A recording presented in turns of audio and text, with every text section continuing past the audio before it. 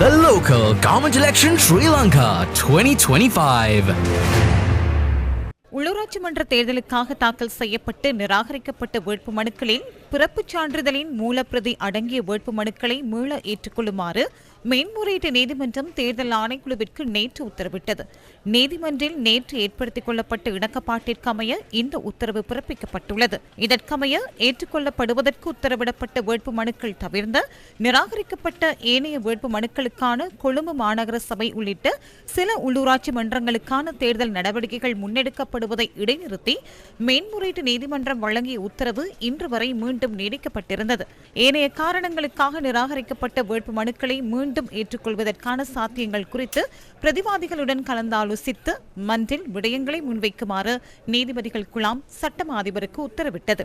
உள்ளூராட்சி மன்ற தேர்தலுக்காக தாக்கல் செய்யப்பட்ட வேட்புமனுக்கள் நிராகரிக்கப்பட்டமையை சவாலுக்குட்படுத்தி மேன்முறையீட்டு நீதிமன்றத்தில் தாக்கல் செய்யப்பட்டுள்ள 30க்கும் மேற்பட்ட மனுக்கள் நேற்றும் பரிசீலனைக்கு எடுத்துக் கொள்ளப்பட்ட போதே இந்த உத்தரவு பிறப்பிக்கப்பட்டது. குறித்த மனுக்கள் மேன்முறையீட்டு நீதிமன்ற பதில் தலைமை நீதிபதி முகமது லஃபார் தாஹிர் மற்றும் KP பெர்னாண்டோ ஆகியோர் அடங்கிய மேன்முறையீட்டு நீதிமன்ற நீதிபதிகள் குழாம் முன்னிலையில் நேற்று பரிசீலனைக்கு எடுத்துக் கொள்ளப்பட்டன.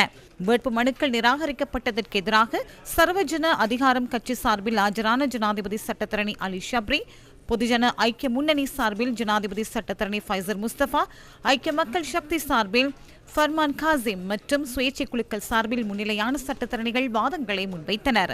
வேட்பு மனுக்களை நிராகரிப்பதற்கு தெரிவத்தாட்சி அதிகாரிகள் எடுத்த தீர்மானம் சட்டவிரோதமானது என சட்டத்தரணிகள் சுட்டிக்காட்டினர். இதனால் குறித்த தீர்மானங்களை ரத்து செய்து வேட்பு மனுக்களை மீள ஏற்றுக்கொள்ள உத்தரவிடுமாறு மனுதாரர்கள் சார்பில் முன்னிலையான சட்டத்தரணிகள் நீதிபதிகள் குழாமிடம் கோரிக்கை விடுத்தனர். எவரேனும் ஆன்லைன் அல்லது அச்சிடப்பட்ட ஆவணங்கள் மூலம் தனது தகவல்களை சமர்ப்பிக்கவில்லையாயின் உடனடியாக அந்த நடவடிக்கைகளை முன்னெடுக்குமாறு அரசு அதிகாரிகள் கேட்டுக் கொள்ளப்பட்டுள்ளனர். தமது நிறுவன தலைவர்களின் பரிந்துரைகளுடன் சம்பந்தப்பட்ட அதிகாரியின் அலுவலகம் அமைந்துள்ள மாவட்ட தேர்தல் அலுவலகத்துக்கு தகவல்களை சமர்ப்பிக்க வேண்டும் என அறிவிக்கப்பட்டுள்ளது. இதேவேளை உள்ளூராட்சி மன்ற தேர்தலுடன் தொடர்புடைய 413 முறைப்பாடுகள் இதுவரை பதிவாகியுள்ளதாக தேர்தல் ஆணைக்குழு தெரிவிக்கின்றது. கடந்த 20ஆம் தேதி முதல் இதுவரையிலான காலப்பகுதிக்குள் இந்த முறைப்பாடுகள் பதிவாகியுள்ளன.